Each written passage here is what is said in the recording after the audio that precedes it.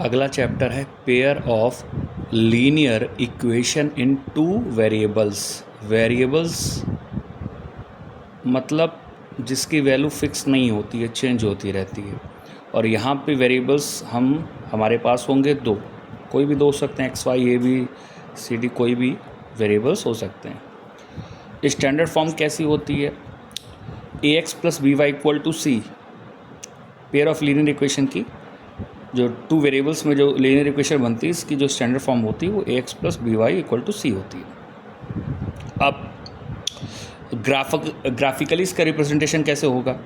अगर a1 a2 is not equal to b1 b2, अगर a1 a2 का ratio और b1 b2 का रेशियो इक्वल नहीं है, तो जो दो लाइंस होंगी वो इंटरसेक्ट करेंगी और सिर्फ एक ही सोल्यूशन पॉसिबल है, यानी कि सिर्फ एक ही वैल्यू आएगी x और y की। सेकेंड कंडीशन में क्या होता है?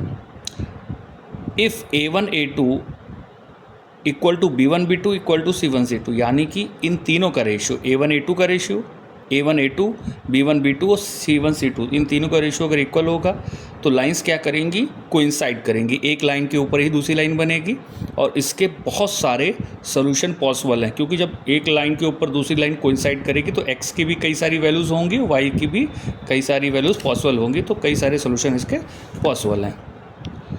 थर्ड केस में क्या होता है? a1 a2 equal to b1 b2 not equal to c1 c2।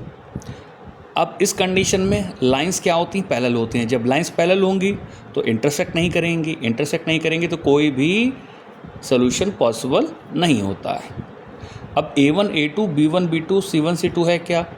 a1 जो होता है वो x का कोफिशिएंट होता है, a2 जो होता है वो भी x का कोफिशिएंट होता है। जो दो इक्वेशन होती हैं, b1 भी जो होता है वो y का होता है कोफिशिएंट, और जो c1 होता है वो कांस्टेंट होता है। जैसे हमारी स्टैंडर्ड फॉर्म लिखी हुई है ax plus B Y equal to C. अगर हमें दो इक्वेशन दी होंगी तो क्या होगा?